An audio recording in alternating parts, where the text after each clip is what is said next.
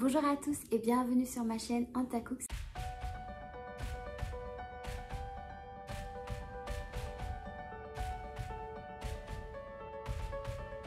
Comme d'habitude, je commence par remercier tous ceux qui sont là, à commenter, à liker, à regarder mes vidéos. Je vous vois, je vais pas citer de nom parce que je risquerais d'oublier certaines personnes, mais vraiment je vois des personnes qui sont tout le temps là à regarder, enfin dès que la vidéo sort, ce sont les premières personnes à regarder.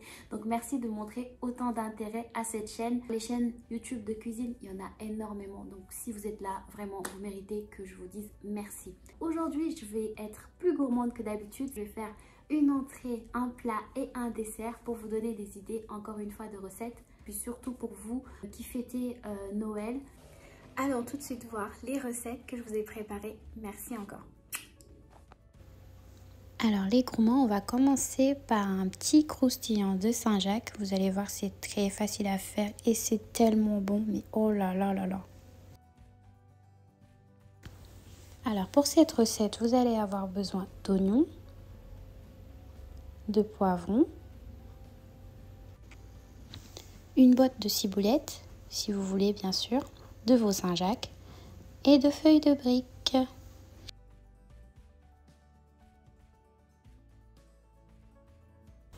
On commence tout simplement par badigeonner de beurre fondu notre feuille de brique. Donc après, on le mettra au four à 180 degrés pendant 15 minutes à peu près, jusqu'à ce que ce soit croustillant. Donc en attendant, on va préparer notre sauce qui va accompagner notre croustillant de Saint-Jacques. On fait revenir les Saint-Jacques, donc environ 5-10 minutes.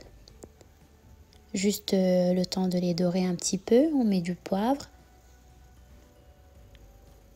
Et ensuite, j'ai mis un peu de persil, échalote pour donner un peu de couleur. Après les Saint-Jacques, on fait revenir nos oignons et nos poivrons. Pour assaisonner, j'ai mis mon no-cost qui est resté dans mon frigo.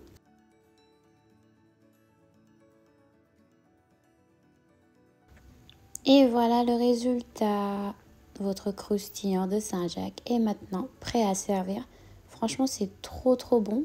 Je vous invite vivement à tester ça dès maintenant ou pendant les fêtes, comme vous le souhaitez. Mais c'est hyper bon et en plus, c'est léger. C'est une très bonne entrée parce qu'on ne sent pas. C'est pas, voilà, c'est pas gavant. C'est vraiment délicieux et c'est très léger.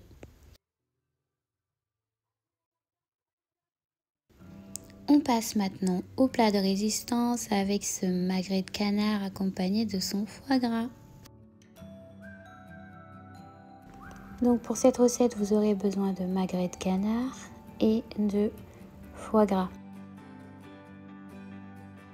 Pour l'assaisonnement, très simple, sel, poivre et vous mettez à cuire.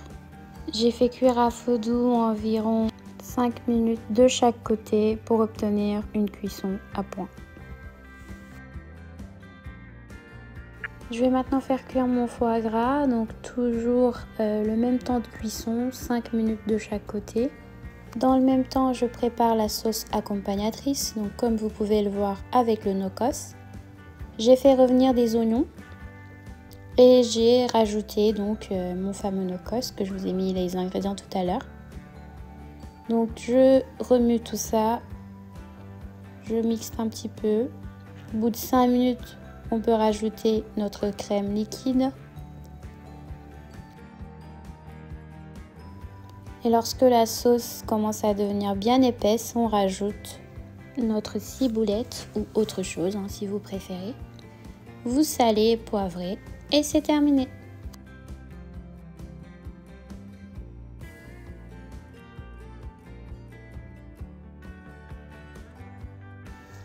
J'ai mis des pommes de terre pour accompagner tout ça avec un peu de salade.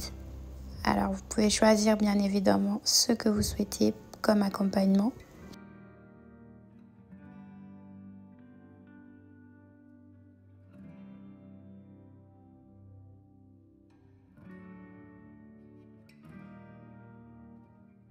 Alors si vous n'avez jamais testé, c'est vraiment le moment de tester cette recette. Elle est vraiment délicieuse.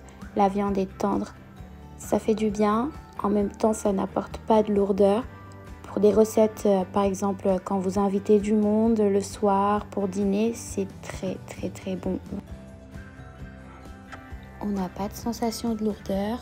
C'est vraiment léger, c'est délicieux, on le savoure bien comme il faut. On passe maintenant au dessert avec ce petit fondant au chocolat au cœur coulant. Très facile à faire, vraiment en 5 minutes vous avez terminé. Alors les amis, là j'ai eu un petit bug, la suite de la vidéo de la préparation du gâteau ne s'est pas filmée, mais vous inquiétez pas, je vous mets tout de suite les ingrédients et la quantité de ce que j'ai utilisé pour mon fondant au chocolat.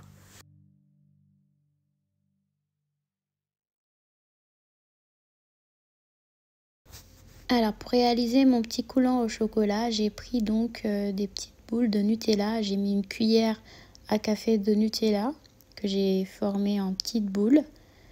Et j'ai mis ça au frais pendant 2-3 heures. Après avoir mis mon petit chocolat pour mon coulant, je mets ça dans le four à 210 degrés pendant 15 minutes. Tout dépend bien sûr de la puissance de votre four, donc à adapter, diminuer ou augmenter s'il faut.